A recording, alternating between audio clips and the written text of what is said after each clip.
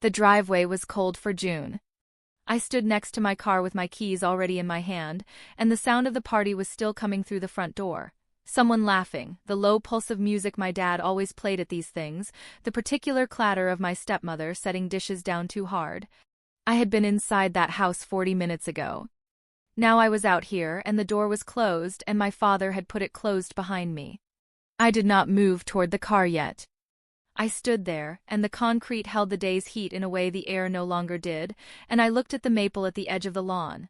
The one my grandfather planted, the one my father had nearly cut down twice before I talked him out of it both times, and I thought about how long I had been making that kind of argument. The quiet kind. The one where you give a reason and don't ask for credit. 3 hours earlier, I had pulled into this same driveway and thought tonight might be fine. My name is Marcus Ellery. I am 41 years old. I run a holding company out of Findlay, Ohio, through a registered office on Crestline Avenue that most people in my family have never asked about. The company holds interests in light industrial real estate, a small logistics operation, and 2 minority equity positions I acquired quietly over the past 6 years. I do not talk about it at family events. I have never seen a reason to. I grew up in Delwood, in the house where the party was tonight. My father, Gerald, worked in procurement for a paper manufacturer for 30 years. He retired with a pension and a strong opinion about how money worked, which was that people who had it were either lucky or dishonest, and people who didn't were simply more honest than the others. I heard that framing often enough that I stopped arguing with it sometime in my early 30s. My younger sister Renee is 34. She is my father's daughter from his second marriage, which means she arrived in my life when I was 7 and immediately became the organizing principle of most family decisions made after that. I report this as a structural fact. My father loved Renee with the specific intensity of a man who had failed at one family and needed the second one to work. She knew it. Everyone knew it. It was simply how the house ran. I came tonight because my father's 68th birthday party was the kind of event I had always shown up to. Not because I expected warmth. Because I am his son and he is 68 and there will not be an unlimited number of these. I brought a bottle of bourbon he would actually drink. I arrived on time. I said hello to people I had not seen in 2 years. I found a place near the back of the living room and I stayed there, and for a while it was exactly as fine as I had expected it to be. I had a brief conversation with my cousin Daryl about a driveway he was having resurfaced. I helped my stepmother open a folding table she could not get the hinge on. The evening moved the way these evenings moved. What I had done for this family over the years was not invisible, exactly. It was more that it had been processed into the background, the way a load-bearing wall eventually just becomes part of the room. When my father's furnace failed the winter I was 26, I covered the replacement. It was not discussed as a loan. It was discussed as me being in a position to help, which was true, and after that it simply was not discussed. When Renee needed a car at 22, my father called me and I arranged it, and at the next family gathering my father mentioned to someone that Renee had gotten herself a good deal on a reliable car. When their roof needed work 3 years ago, I connected them with a contractor I trusted and covered the gap between what the insurance paid and what the job actually cost. A figure that ran to $7,340, and my father thanked me once, privately, and then mentioned to my stepmother in my presence that he had always known how to find good people when he needed them. I watched that happen and said nothing. Over the years, I had also absorbed the smaller, recurring costs, the kind that don't arrive in a single conversation but accumulate in the way that consistent, uncounted things do. Keeping the utilities current one winter when my father was between pension adjustments. Handling a medical copay that had gone past due. Stepping in without announcement and stepping back out the same way. I did not keep a ledger. That is not the kind of person I want to be. But I knew the shape of it, even without the numbers. Renee's pattern was its own separate accounting. She moved often. She borrowed without asking in the way that people borrow who have never been told that asking is required. There were amounts I covered because my father couldn't and she didn't think to arrange things any other way. The clearest moment came 4 years ago at Thanksgiving. I had arranged, through contacts I had, for my father to refinance the Delwood house at a rate significantly better than what he was carrying, a difference of roughly $4,890 annually that would run the life of the loan. It took me 3 months of quiet work. When it was done and my father announced at the table that he had finally gotten his finances sorted, Renee said, "Dad, you're so good at this stuff." And my father smiled and said he'd learned to be patient. I sat across the table and I passed the bread and I did not say one word about the 3 months. That was the version of me that walked into his party on Saturday. In the breast pocket of my jacket was a folded document I had been carrying for 2 weeks. A county-stamped deed transfer notice, the last thing to clear from the most recent acquisition. I had not planned to bring it into the party. I had simply not taken it out. It started over something small, the way these things always do. Renee was telling a story near the kitchen. I could hear her from where I was standing, about a property investment she had apparently made recently. The details were soft. The numbers she used didn't fit together in any way that made sense to someone who understood how that market actually worked. She mentioned assessed value in a county I happened to know well, and she was off by a margin that wasn't trivial. I was not trying to correct her. I moved closer because I genuinely was not sure I had heard her right, and when she said the number a second time I said, quietly, just to her, "That's not quite how the assessed value works in that county. The ratio runs lower than that." That was all I said. Renee's expression shifted in the way it shifted when she felt she had been made to look small. She said, "I'm just telling people what the agent told me." "I know," I said. "I'm not saying the agent was wrong about everything. Just that specific number. That should have been the end of it." My father appeared at the edge of the kitchen doorway.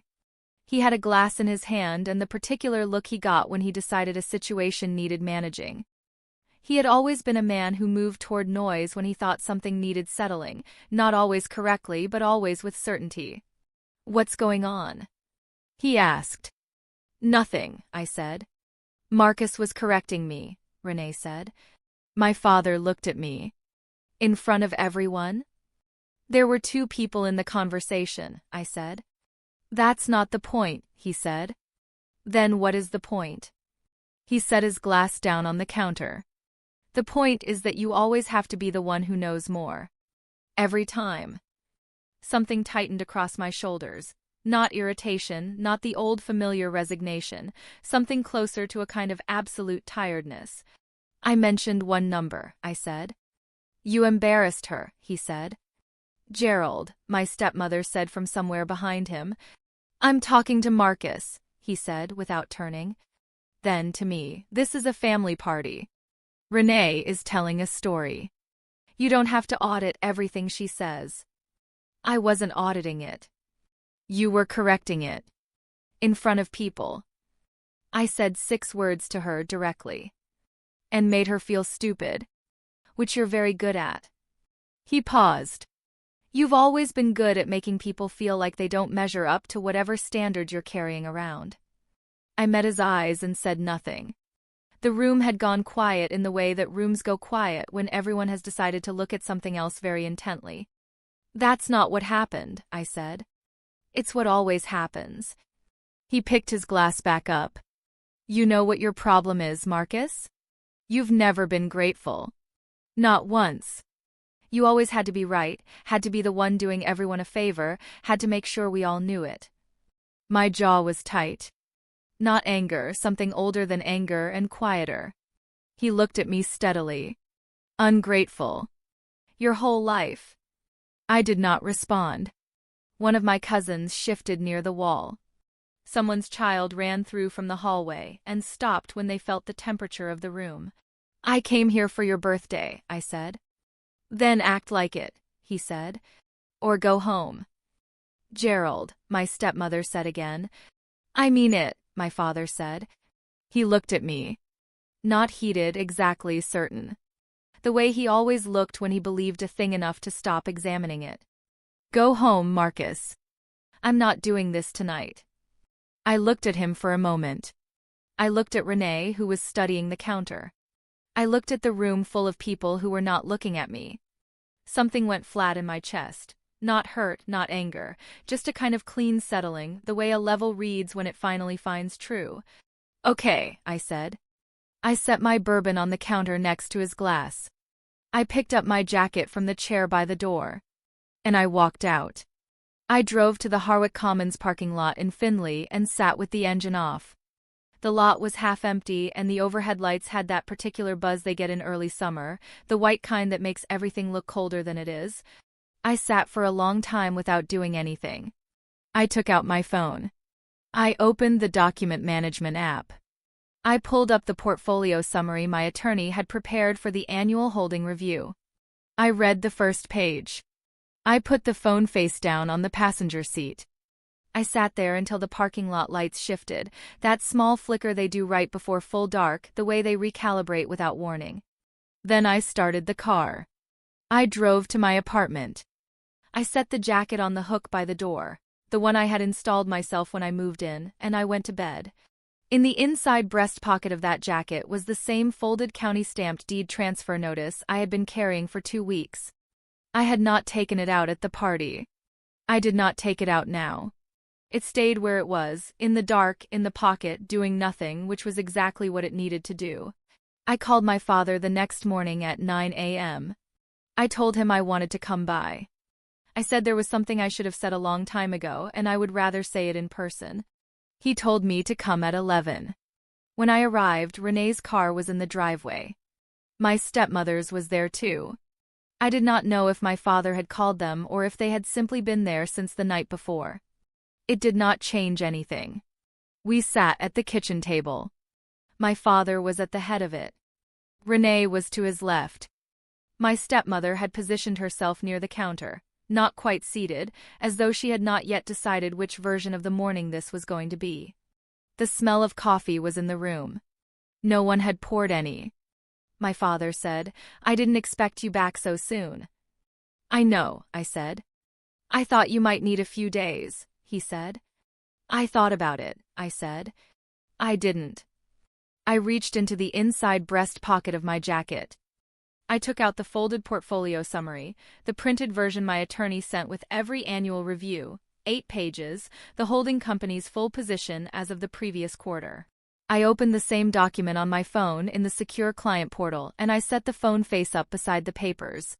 I laid the pages flat on the table between us. The laminated edge of the cover sheet caught the overhead light and threw a thin white line across the tablecloth. My father looked down at it. He did not pick it up immediately. He looked at my face first, the way he always did when he was deciding whether to engage with something on its own terms. Then he picked it up. He read the first page. He turned to the second. He set it down once, then picked it up again. The room was very quiet. My stepmother's hand moved to the edge of the counter and stayed there. "What is this?" he asked. "It's what I do," I said. "What I've been doing for about 9 years. He looked at the figure on the first page. "This is, Marcus, this is the holding company's current position, yes." Renee leaned forward. "Can I?" "Sure," I said. She read it. She set it down carefully.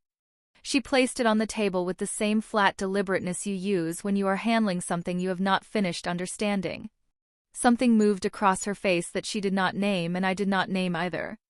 "Why didn't you tell us?" my father asked. "You never asked," I said. "And I didn't need you to know." This whole time, I said. He was quiet. The coffee maker on the counter made a single sound, the small pop it makes when it finishes. No one moved toward it. "The furnace," he said finally. "The roof." "Yes. You could have told me then that it wasn't, that you weren't just." "I know." He set the papers down. "Why didn't you?" "Because I wasn't doing it so you'd know. I was doing it because it needed doing." Renee said, "Last night." "Last night I corrected one number," I said. Quietly. "To you. Because it was wrong." I looked at my father. "You told me I've never been grateful. In front of your whole family. And then you told me to leave." I looked at the pages on the table. "Those are the facts. That's what happened." My father's hands were flat on the table. He did not say anything. "I'm not asking you to apologize," I said. "I'm not asking for anything. I came back because you're my father and you're 68 and I don't have an unlimited number of mornings like this one. But I needed you to know what you said. And what I've been. All along. I folded the summary once and placed it on the table beside the phone. Ungrateful, I said. That was the word. He looked at me. I've been carrying this family in ways you didn't see because I never needed you to see them, I said. That is the opposite of ungrateful. I just never needed a receipt. I reached into my breast pocket again and took out the county-stamped deed transfer notice, the one I had been carrying for 2 weeks, the one that had stayed in the dark all night while I sat in that parking lot. I set it on top of the portfolio pages. Not for drama. Because it was the simplest object I had that said what needed to be said. I love you, Dad, I said. But I'm done being the person you call ungrateful. That was 6 months ago. I sit at the desk in my Findlay apartment most mornings now, and the first thing I do when I open my laptop is pull up the holding company's operating dashboard, the same screen I looked at the night I sat in the Harwick Commons parking lot. It runs the same whether I check it or not, but I have always liked the habit of looking. It reminds me that I built something that doesn't need to be explained. My father called once, in September. He left a voicemail. He said he had been thinking about what I said. He said he thought he owed me something, but he wasn't sure he knew the word for it. He said he hoped I was well. I listened to it twice. I did not call back. Not out of punishment, I want to be clear about that. I just wasn't ready. Some distances don't close in a season, and forcing them closed before they're ready doesn't make them close. It makes them scar. Renee texted once. It said, I looked up those assessed value ratios. You were right. I replied, I know. Take care of yourself. The deed transfer notice is in my desk drawer now. Not framed. Not displayed. Just there, in the place where I put things I want to be able to find. A county stamp on an ordinary piece of paper that represents 9 years of quiet work that no one needed to see to be real. My father's word for me was ungrateful. What I know now, what I have always known if I'm being honest, is that gratitude runs in both directions, and a man who cannot see what he has been given has simply chosen not to look. If this story stayed with you, pass it on. Someone in your life might need to hear it.